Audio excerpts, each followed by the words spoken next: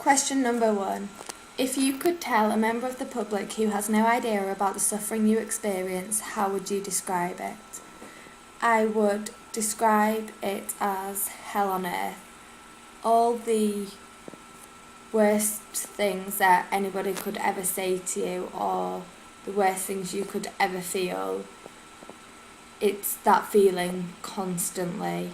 It is like living somewhere you don't want to be, living on an earth you don't like, being someone you don't like, and not wanting to be that person anymore, and wanting to do anything to escape being that person, because you just feel so stuck inside who you are and stuck inside the hatred, and it's just like hell.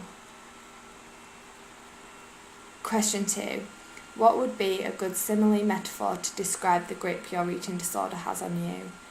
I would say that it's like a lock and a key, and the eating disorder is like the lock, and you are locked inside that eating disorder, and you are desperately searching for the key to unlock the eating disorder and to escape it, but you are unable to find the key, and you try so many different keys, and you are desperately, frantically trying to unlock the lock, and sometimes you think you found the right key and it begins to fit, and then it just doesn't unlock.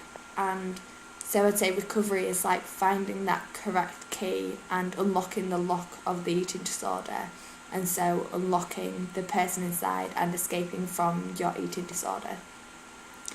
Question 3. If you could sum up in one sentence how it feels to have a mental disorder, what would you say?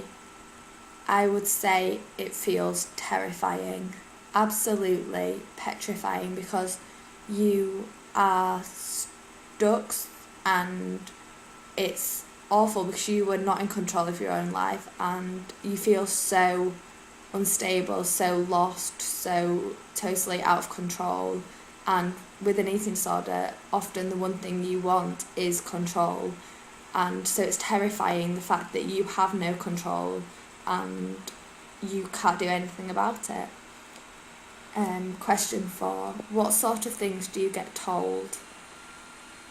I think my eating disorder mainly stems around perfectionism, and I am not perfect enough, so you are a failure, you are not good enough, not thin enough, not perfect enough, not smart enough, not pretty enough, not skinny enough, too fat, not thin, a failure, just the same things going around over and over again, that you are worthless and that you need to be perfect, and the only way to be perfect is to stay wrapped up in your eating disorder, and that you need to be perfect, you need to do everything right.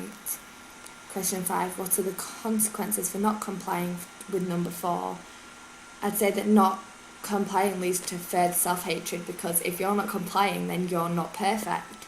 And number 4, the eating disorder is telling you that you need to be perfect, and so not complying with that just leads to further self-hatred and more wrapped up in the eating disorder, because you're trying to be perfect and it just doesn't work. So it's like a circle. So you feel that you're not good enough, that you're not thin enough, not pretty enough, and then because you're not those things, you feel even further, and you get told these things over and over again, and it just leads to the eating disorder saying you're not good enough, you need to not eat, you need to starve, you need to throw up, because you need to achieve perfection, and in reality perfection is not starving yourself or not eating or throwing up after a meal. Question 6. What do you miss about being healthy or normal?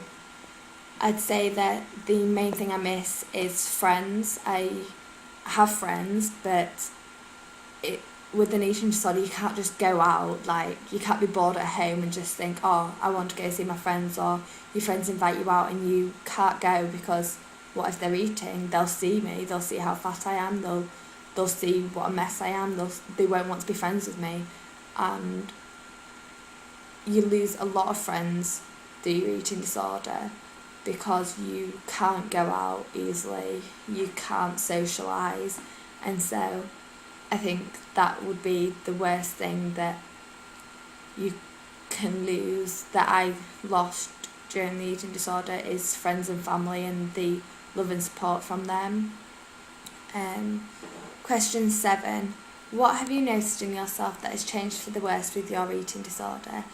I'd say that my kindness, I used to think that I was quite a kind person and I used to pride myself on that, but with the eating disorder, that all went away and I was bitter and angry, and so I'd look at other people who were happy and be angry and resentful towards them for being able to feel that way. And I used to look at people eating and feel angry that they were able to do that without wanting to cry, and look at people who ate and who were still skinny and feel angry at them for being able to do that. Everything was just anger and hatred and complete, utter just hatred for everything and anyone, and jealousy. I became such a jealous person, and I'd like to think that I'm not naturally a jealous person, but with an eating disorder, I looked at everyone and everything and just thought, I wish I was them, I wish I was as good as them, I'm not as good as them, I'm not as pretty as them, I'm not as thin as them. Everything is just related to the desire and need to be perfect, and the desire to be better than everyone else and be the best person I could be.